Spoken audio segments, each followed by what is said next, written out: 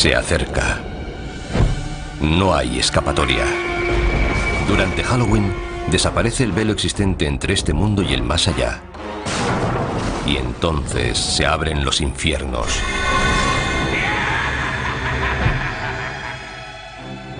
Las personas se asustan entre ellas desde que existe Halloween. Pero ¿cuánto tiempo hace de eso? ¿Cuál es su origen? ¿Y por qué nos disfrazamos y hacemos lámparas con calabazas? ¿Para satisfacer nuestros miedos más profundos? Revelar los secretos de Halloween significa descubrir cómo empezó hace miles de años.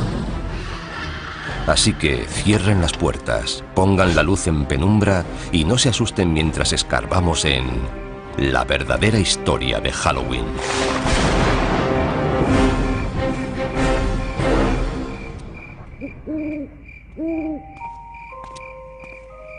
¿Cómo se puede describir Halloween sin que parezca que estás loco?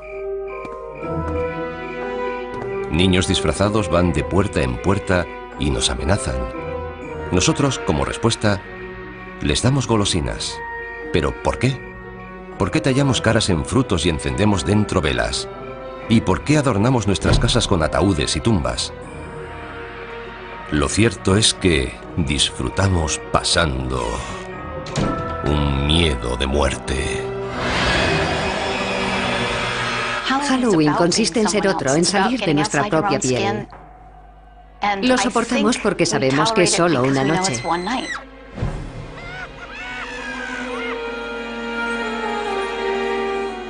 Este impulso de enfrentarnos a nuestros miedos sobre la vida y la muerte y hacer una diversión de ellos viene de antiguo, al igual que las entrañables tradiciones de Halloween.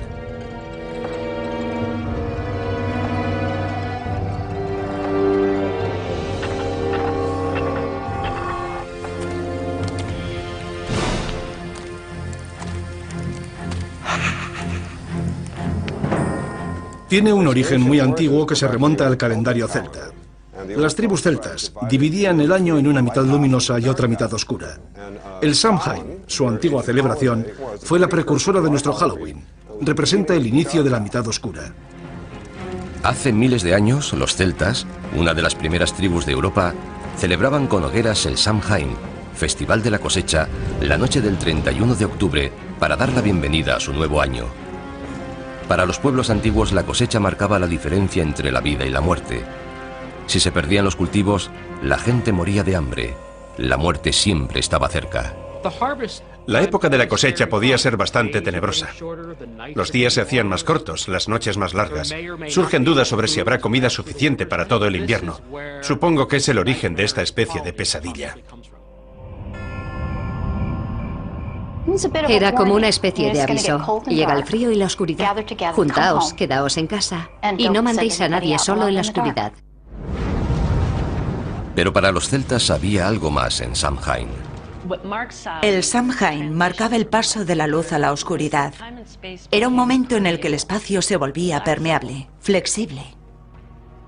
Por eso no solo el espíritu de los muertos, sino también los de otras realidades podían vagar por nuestra realidad. Y los humanos también podían vagar e incluso perderse en el otro mundo.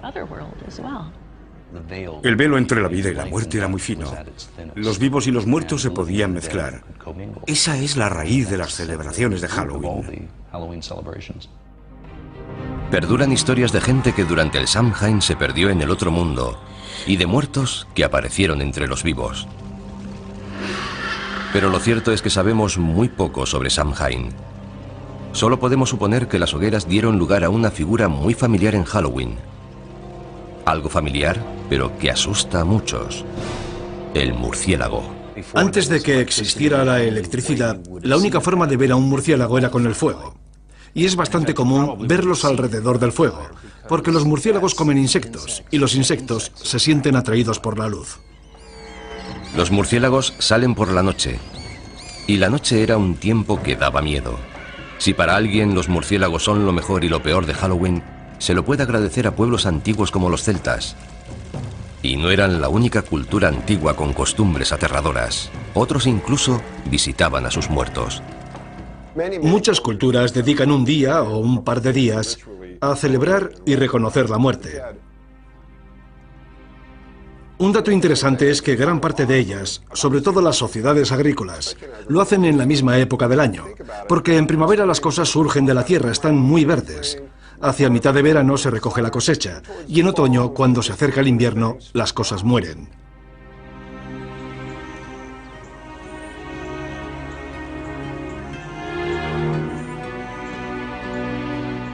Pero ¿cómo han llegado hasta nuestros días esas tradiciones antiguas? En la cultura occidental fueron preservadas principalmente por los cristianos. En un curioso e inesperado giro de la historia, cuando el cristianismo se comenzó a extender, adoptó y readaptó las costumbres paganas en vez de intentar acabar con ellas. Eso facilitaba la conversión de los paganos. Un festival pagano clave que recibió el maquillaje cristiano fue Lemuria. En él, los celebrantes aplacaban a la muerte y culminaba el 13 de mayo. Era el más espeluznante de los días que tenía el calendario romano para celebrar la muerte. Durante Lemuria, lo que denominaban las larvas, los fantasmas de los fallecidos volvían para perseguir a la gente. Para acallar a los muertos, los paganos romanos echaban leche sobre sus tumbas o les ofrecían pastelitos. Pero en el siglo VI después de Cristo, la Iglesia adoptó Lemuria, convirtiendo el 13 de mayo en el Día de Todos los Santos, un día en honor de los muertos más sagrados de la cristiandad. Establecer esa fiesta fue un intento de cristianizar aquel festival pagano, pero se hizo manteniendo muchos de sus significados. La versión cristianizada de Lemuria tuvo tanto éxito que los líderes de la Iglesia tomaron la decisión de crear Halloween. Trasladaron el Día de Todos los Santos, o Hallows Day, al 1 de noviembre, para quitar toda la fuerza al Samhain pagano. Como Samhain se celebraba la noche del 31 de octubre, antes del Día de Todos los Santos, el 1 de noviembre, la gente comenzó a llamar a Samhain All Hallows Evening, la víspera a All Hallows Day. El término se fue acortando hasta convertirse en All Hallows Even y finalmente en Halloween. Luego, para jugar sobre seguro, la Iglesia dio un paso más, añadiendo una fiesta no solo en honor de los santos, sino de todos los cristianos. El 2 de noviembre se convirtió en el Día de los Difuntos, un día autorizado por la Iglesia en honor de los difuntos. Eso es muy importante para Halloween, porque de ahí nace la asociación de Halloween con los difuntos y lo sobrenatural. Así que, gracias a la Iglesia por inspirar los elementos espeluznantes de Halloween. Pero esperen, todavía hay más. La Iglesia también ayudó a establecer la tradición del truco o trato. Todo comenzó durante la Edad Media, en el Día de los Difuntos, cuando los sacerdotes dijeron a los cristianos que rezaran por las almas atrapadas entre el cielo y el infierno en un mundo de tinieblas llamado purgatorio. El purgatorio no era un lugar agradable. No es el infierno. No es tan malo como el infierno, pero aún así es bastante desagradable. Se sufre atascado allí.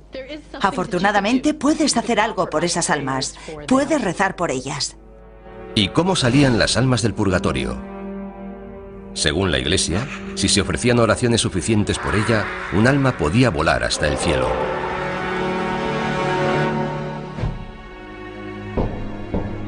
Esto condujo a una costumbre medieval que guarda mucha similitud con el truco o trato actual. Los niños recorrían las casas pidiendo pastelillos de almas, unos bollos especiados rellenos de pasas. A cambio de esas delicias, los mendigos ofrecían oraciones por las almas atrapadas en el purgatorio.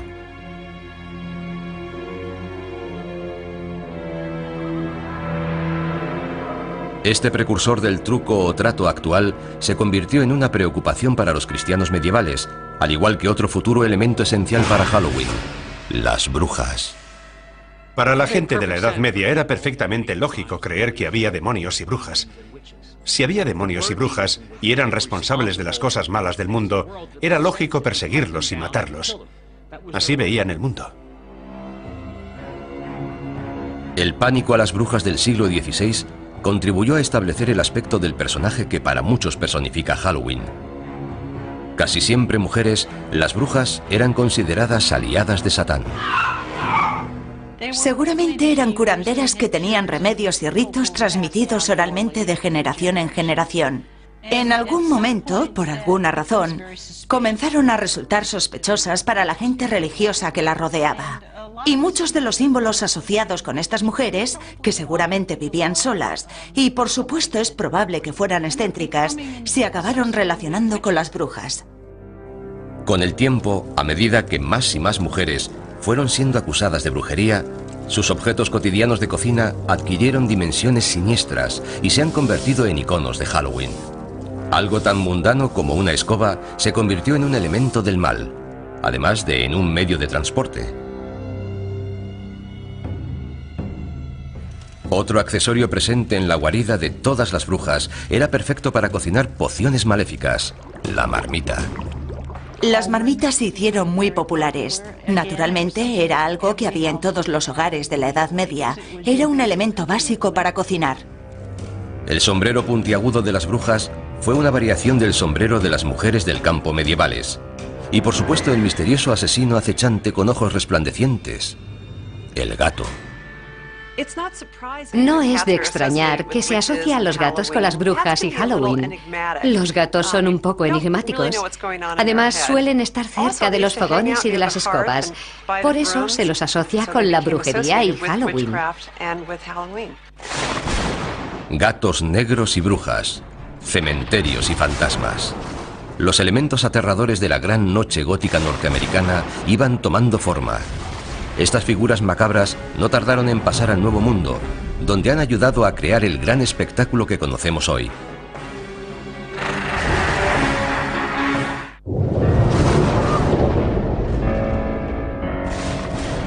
Hogueras, adoración a los muertos, mendigar pastelillos. Los elementos del Halloween actual acosaban a Europa a finales del siglo XVII. Pero todavía no se habían unido formando una aterradora fiesta laica. La historia comenzó a consolidarlos y a dar vida a una extraña celebración de la muerte. La muerte es la base de esta fiesta. Tanto si se trata de la amenaza de la muerte, si hay una mala cosecha, el fin de una era y el comienzo de una nueva. Esta idea del ciclo sin fin de la vida y la muerte, de la renovación, forma parte de muchas celebraciones, no solo de Halloween. Este periodo vio la influencia constante de uno de los elementos más coloristas de Halloween: la máscara. Con frecuencia aparecía asociada a otra tradición de Halloween: la destrucción. Los pendencieros mendigos de la Noche de Todos los Santos consumían también buenas dosis de alcohol, y las peticiones de comida y bebida se fueron haciendo más amenazadoras. Las máscaras ayudaban a ocultar la identidad. Los límites entre la vida y la muerte, y entre las normas sociales y la anarquía, se desdibujaban cuando el día se hacía noche en All Hallows Eve. En Inglaterra derivó en costumbres especiales que incluían disfrazarse e ir de casa en casa haciendo representaciones cortas. Al final de las actuaciones eran recompensados con comida y a veces dinero. ¿Se trataba de truco o trato? No exactamente, pero había cierta semejanza. En el siglo XVII, en Inglaterra, muchas de esas costumbres sobrevivieron solo en las zonas rurales, pero aparecían pronto en las calles de las ciudades gracias a un terrorista procatólico llamado Guy Fawkes. El 5 de noviembre de 1605, Fawkes intentó volar la Cámara de los Lores de Londres con 36 barriles de pólvora. Guy Fawkes fue juzgado, declarado culpable y ahorcado. Y según la leyenda, su cuerpo fue descuartizado y arrojaron los pedazos al fuego. Al año siguiente y todos los años posteriores, en el aniversario del ataque fallido, los niños de Londres se burlaron del recuerdo de Guy Fawkes, causando el caos en las calles, manifestándose, mendigando y haciendo hogueras.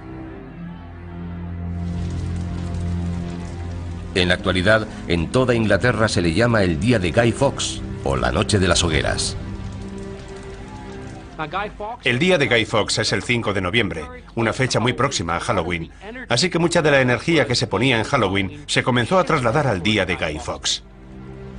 Aunque todavía no se trataba de nuestro Halloween, tenía todos los elementos, niños y adultos aprovechándose de la oscuridad de la noche y divirtiéndose.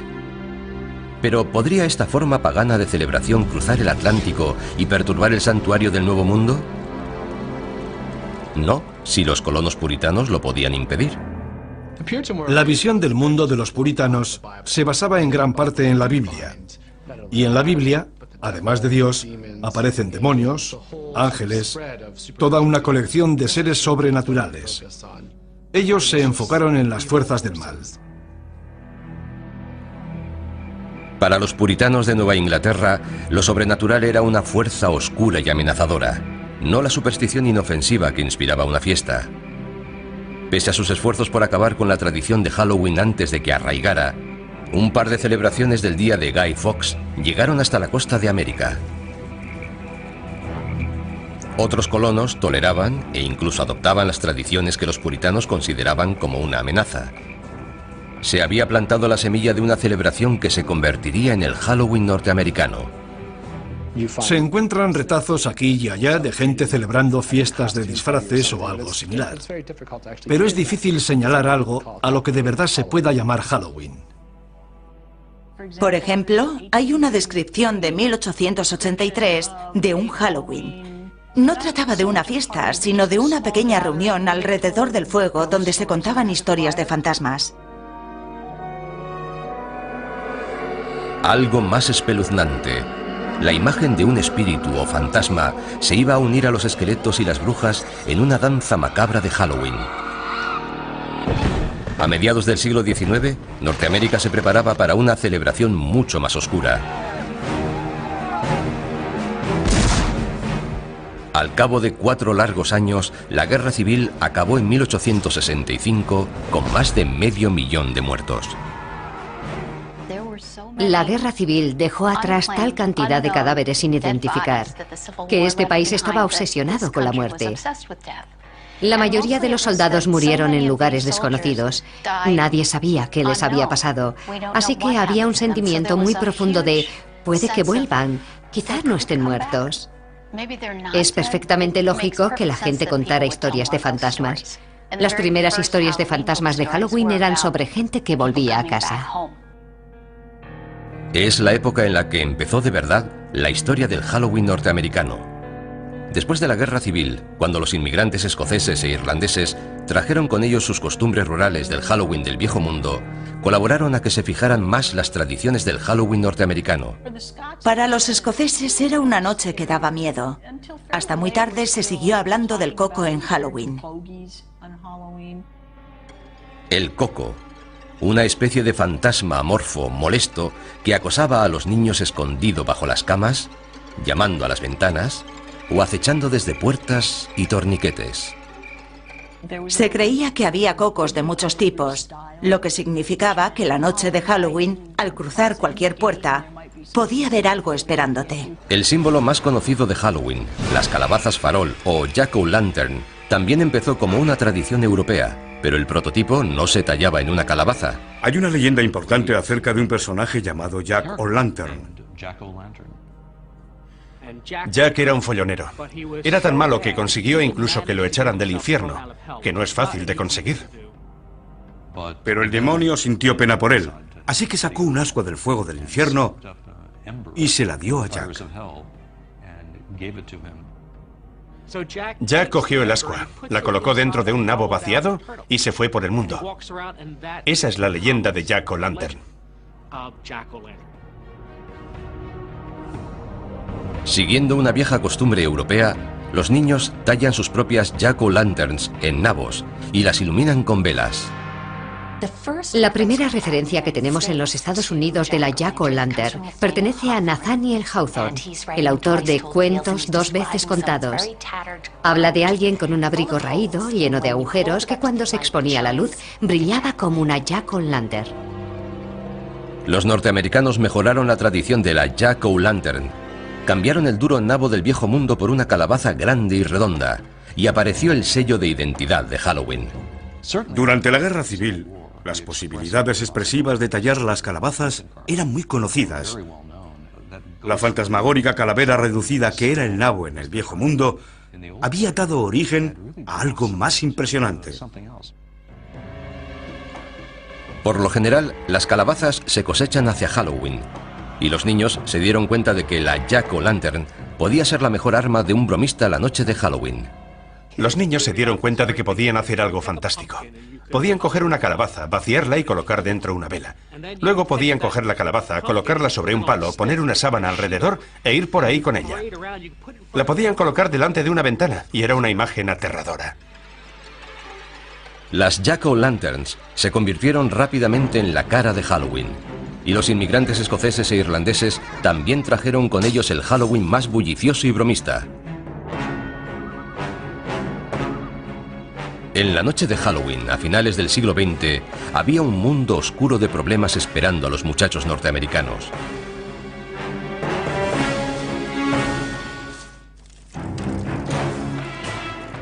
Halloween había hecho un viaje oscuro y espeluznante desde su origen con los celtas siglos atrás. En la Edad Media se convirtió en una celebración cristiana para honrar a los muertos. Hacia el siglo XVI se convirtió en una bulliciosa celebración infantil marcada por las peticiones y las bromas. Hacia 1880, Halloween pasó a los pueblos y ciudades de América. Pero la fantasmagórica cara de Halloween fue reinventada con sombras horripilantes de naranja y negro a comienzos del siglo XX. Por primera vez, los artistas de la época unieron todos los elementos espeluznantes y los asociaron a Halloween. Esqueletos, telas de araña, calabazas y murciélagos establecieron el aspecto de Halloween que ahora conocemos.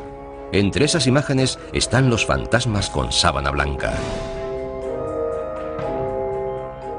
La sábana que llevan los fantasmas tiene su origen en la mortaja, la tela con que tradicionalmente se envolvía a los cadáveres antes de enterrarlos. ¿Y las Jack-o'-lanterns? La gran sonrisa recuerda el rictus de la cara del muerto, igual que la nariz triangular. Aunque se considere como algo divertido, la muerte sigue estando presente en esta imaginería. Los demonios con cuernos provienen de la descripción medieval de Satán. ¿Y las brujas? De la histérica caza de brujas que barrió Europa y la América puritana. Las brujas se hicieron muy populares en la primera mitad del siglo XX, por eso se relacionaron de forma natural con Halloween. Pero hubo un cambio en nuestra forma de percibir a las brujas.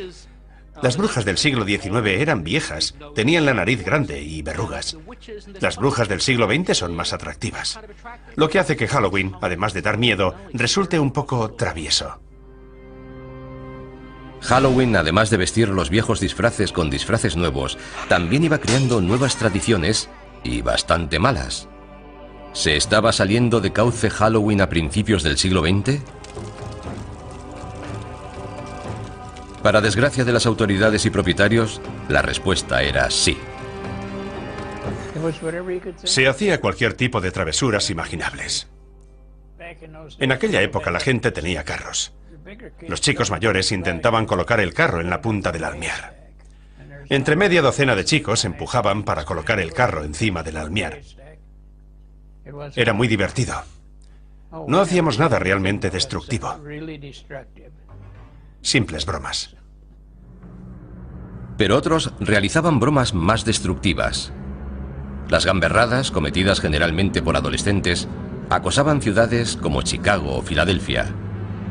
En la década de 1920, Halloween entró en crisis en Norteamérica. Las bromas de Halloween se habían ido de las manos. Las bromas destructivas iban más allá de aplastar calabazas. Los chicos colocaban pastillas de jabón en los carriles de los tranvías para que descarrilaran, y la gente resultaba herida. Quitaban los peldaños de la entrada de las casas, de modo que cuando la gente salía se caía y se hacía daño. Provocaban incendios, tiraban piedras contra las ventanas. Cosas realmente destructivas. En las comunidades rurales, los bromistas desmontaban carromatos y los volvían a ensamblar en los tejados. Quitaban las puertas de los cercados de las granjas para que los animales pudieran escapar. Esta broma era tan popular en algunos sitios que la noche anterior a Halloween se llamaba Noche de la Puerta. En otras ciudades se llamaba Noche Traviesa e incluso Noche Infernal. Las bromas de Halloween durante la Gran Depresión puede que fueran, en parte, producto de la desesperación de la época, una excusa para crear problemas. Pero ya había problemas suficientes por todas partes. Algunas comunidades no tenían dinero para alimentos y mucho menos para reparar los efectos de la destrucción. El Halloween de 1933 fue calificado como Halloween negro por muchos periódicos debido a la destrucción que hubo en las ciudades. Los chicos ya no hacían tonterías inocentes. Ahora rompían bombillas de las farolas, incendiaban edificios, rompían las ventanillas de los coches. Si Halloween quería perdurar, tenía que cambiar. Los colegios, los departamentos de policía y otras asociaciones civiles promovieron de manera muy activa la idea de apaciguar Halloween. También empezaron a organizar todo tipo de actividades para entretener a los chicos. Fiestas por la ciudad, concursos de disfraces, juegos, todo lo que se les ocurría para que la gente dejara de hacer gamberradas.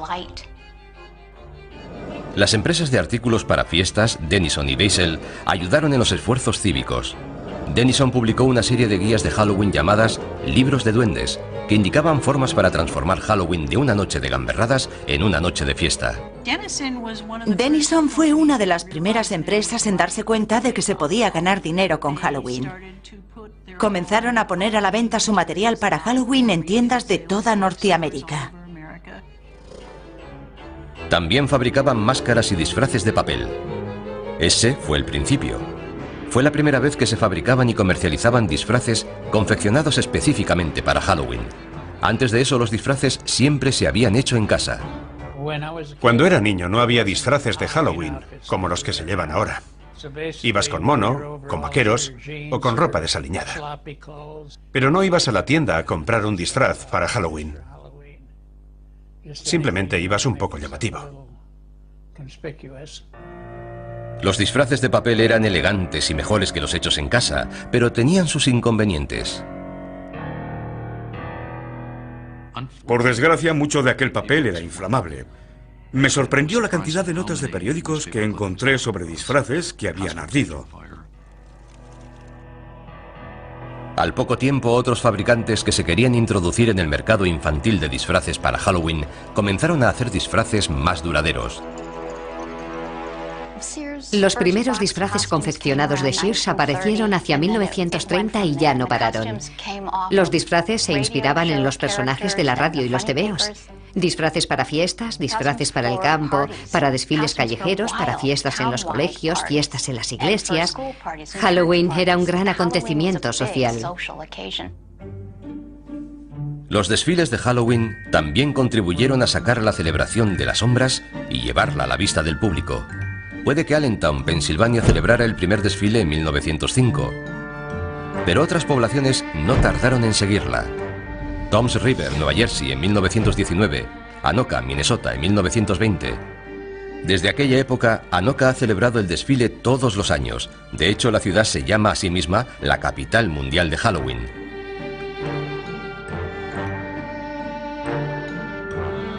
Todos estos esfuerzos por calmar Halloween funcionaron hasta cierto punto. Pero lo que de verdad necesitaba Halloween era una tradición completamente nueva. Y no tardaría en aparecer una, pero la nueva tradición no sería más que una variación de una costumbre muy antigua de Halloween.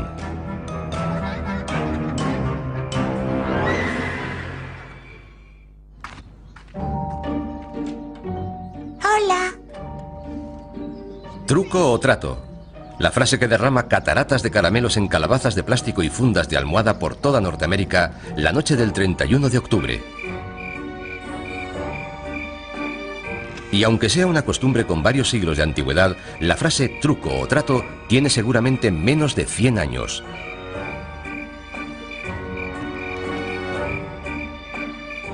Truco o trato es algo muy nuevo. La gente cree que truco o trato tiene siglos, pero no es así. La frase seguramente tiene unos 80 años de antigüedad. La expresión proviene de una broma muy extendida y destructiva que se realizaba en Norteamérica en el siglo XX. En algún momento alguien tuvo la brillante idea de comprar a los gamberros. Los dueños de las casas sobornaban a los niños alborotadores con delicias hechas en casa, treats, como palomitas de maíz y manzanas de caramelo, para evitar las gamberradas, tricks. En 1939, la costumbre y la frase apareció escrita en la prensa. Doris Hudson Moss publicó un artículo en la revista American Home hablando del éxito que había tenido en Halloween abriendo la casa a los chavales del vecindario. Les dio golosinas y no sufrió gamberradas. Funcionó. Con la nueva costumbre llegaron nuevas delicias, no tan caseras como las bolas dulces de palomitas. Los niños empezaron a recibir golosinas compradas en las tiendas, como barritas Mars, Ritz Cups y chocolate Hershey. Las golosinas acabaron finalmente con el Halloween alborotador, y había llegado el momento de reinventar Halloween para conquistar Hollywood.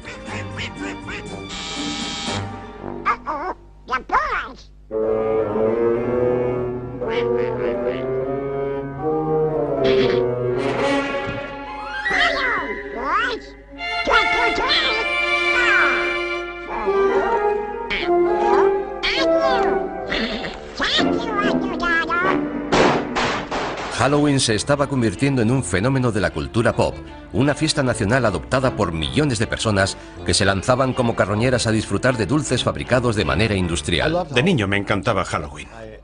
Participaba de forma activa. Me encantaban los rituales y las bromas. Me encantaban las travesuras.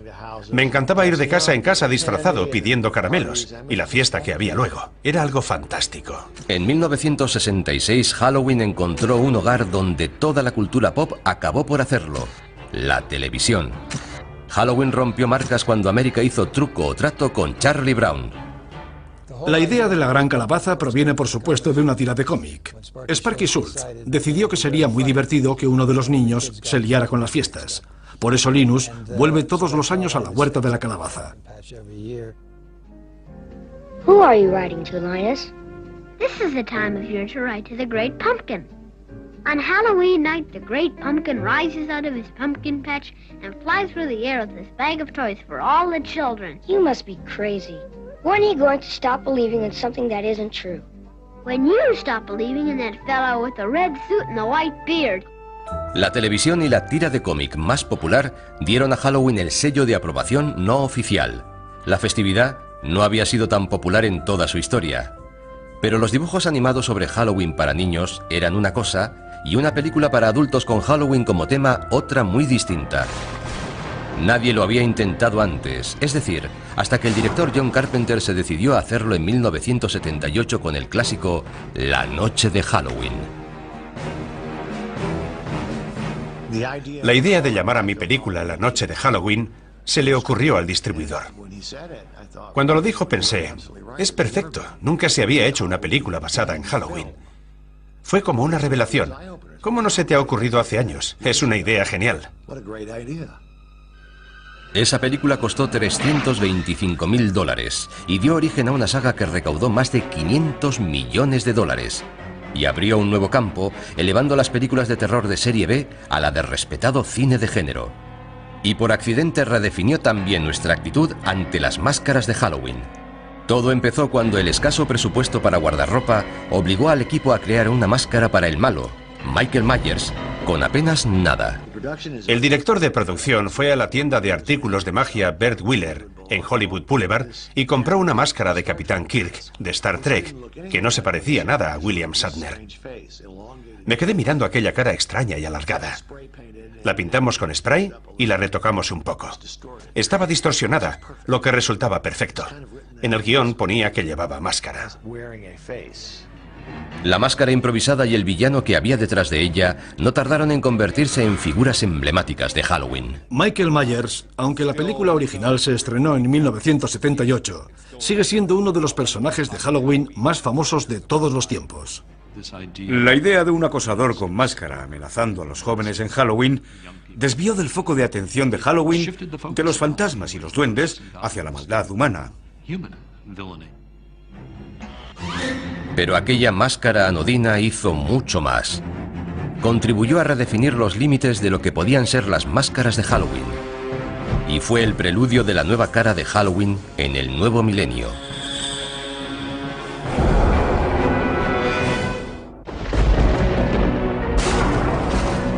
Durante cientos de años, las máscaras y las vestimentas han sido la forma de disfrazarse de los asistentes a las fiestas. Ahora se han convertido en un negocio que mueve millones. Una tienda dedicada a Halloween en Burbank, California, Halloween Town. Se ha hecho tan famosa que abre 12 meses al año para satisfacer las necesidades de disfraces de sus clientes. Teníamos este negocio desde hacía 10 años y queríamos que fuera algo especial. Así que decidimos abrir todo el año, tener una tienda permanente decorada de forma aterradora. Pone a la gente de humor para comprar en Halloween. Hay material para Halloween por toda la tienda, pero el corazón del negocio de Halloween Town son las máscaras. Tenemos decenas de máscaras, tenemos los mejores zombies, los mejores payasos. Las máscaras y los disfraces han sido siempre un buen método para librarse de las culpas. En una situación como Halloween, resultan perfectos. De niño me encantaban las caretas, pero por lo general, en la tienda local, solo encontrabas plástico de mala calidad, máscaras endebles que perdían la forma. A medida que ha ido pasando el tiempo, ha evolucionado en una forma de arte y se dedica mucho tiempo a modelarlas y pintarlas. Se ha llegado al punto en que puedes conseguir una máscara cara de calidad que rivaliza con las de las películas. Y Wayne Todd entiende de esto. Es artista de efectos especiales en grandes películas. Tenemos muchos clientes que quieren máscaras caras, de calidad, y nos esforzamos en satisfacerlos. Tenemos disfraces de gama alta, chaquetas elegantes y todo tipo de accesorios que no puedes encontrar en otra parte. Intentamos que sea lo que busques, lo puedas encontrar aquí. Las máscaras y los disfraces exclusivos de la actualidad están a años luz de los demonios, brujas, esqueletos y fantasmas de la década de 1960.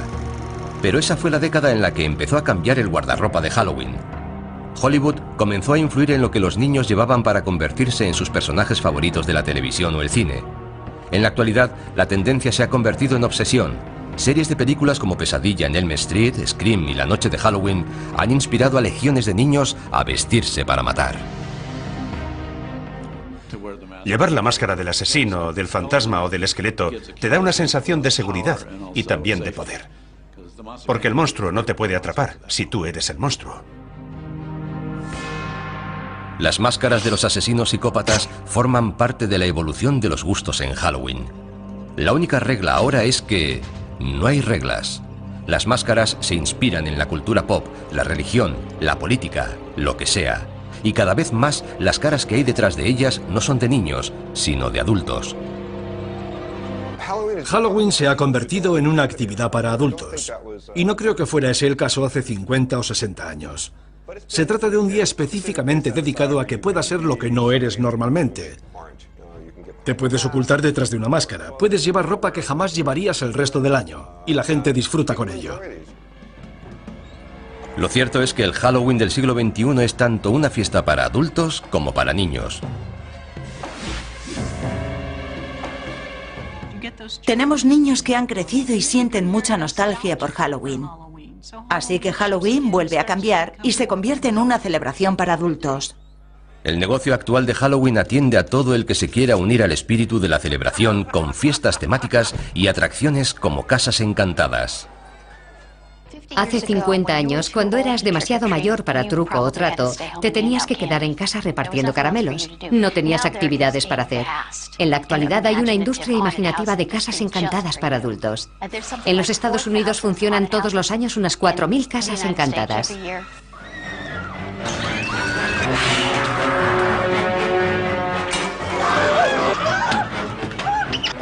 Adoro las casas encantadas, me fascinan. De niño, en cambio, me aterrorizaban. Pero las casas encantadas no son el único lugar en el que se puede encontrar adultos en Halloween. En lugares como el desfile de Halloween de Greenwich Village de Nueva York o el carnaval de Halloween de West Hollywood, la fiesta se introduce en el lado salvaje y pícaro. Por supuesto, el desfile gay de Halloween es un gran acontecimiento en San Francisco, en Los Ángeles y, por supuesto, una parte importante de la celebración de Nueva York.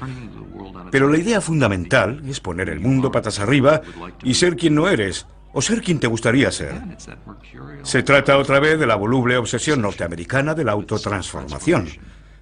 Creo que eso es lo que de verdad da vida a Halloween en Norteamérica. Este Halloween sexualmente liberado a veces cruza la línea a adultos y solo para adultos. Si observas los disfraces que se venden en la actualidad para adultos, los disfraces para mujeres parecen disfraces de prostituta. La enfermera sexy, la criada sexy, la sexy lo que sea. Ahora, los adultos están yendo un paso más allá. Se aprovisionan de golosinas hechas especialmente para Halloween y acompañan a sus hijos de puerta en puerta la noche de Halloween. Los que se dedicaban al truco o trato en los 70 y los 80 aprovechan la oportunidad de revivir el Halloween de su infancia y se disfrazan por completo, supuestamente para vigilar a sus hijos. Halloween ha asustado a los niños durante años y ahora asusta también a los padres. Les da miedo mandar a sus hijos sin supervisión a un mundo hostil lleno de caramelos envenenados y manzanas con cuchillas de afeitar. Pero no deberían tener miedo. He crecido oyendo hablar de manzanas con cuchillas de afeitar. Está claro que se trata de una leyenda contemporánea, de una leyenda urbana. Existe una gran preocupación social al decir a los niños que acepten caramelos de desconocidos. Así que han surgido muchas historias sobre cuchillas en manzanas de caramelo, etc. Todos los años los padres se preocupan mucho por ello. ¿Han existido alguna vez manzanas de caramelo con cuchillas? Creo que en un par de ocasiones. Pero por supuesto habría que preguntar qué fue primero, la historia o el suceso. Cuchillas en manzanas, calabazas, pasteles de almas. Entre ellos han conformado la leyenda, la sensación de Halloween que percibimos. El Halloween actual tiene muchas máscaras. Es un día para que los adultos exploren un poco más sus fronteras. Muchas mujeres quieren tener un lado sexy y solo lo manifiestan en Halloween. Quizá deberían hacerlo con más frecuencia. Pero Halloween sigue estando dominado por los niños.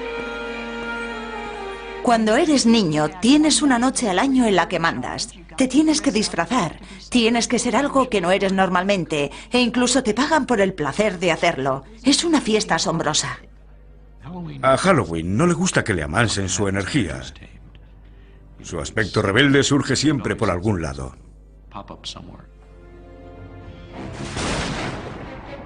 Si miramos con atención, veremos que Halloween es un escaparate de todo lo que teme el hombre. A lo largo de los siglos hemos aprendido a convivir con lo que más nos asusta. Y ahora, el 31 de octubre, convertimos nuestros miedos en diversión. Así que cuidado con las casas encantadas y las puertas chirriantes, las sábanas hinchadas y la luna llena. Y no te sorprendas si una calabaza sonriente te desea ¡Feliz Halloween!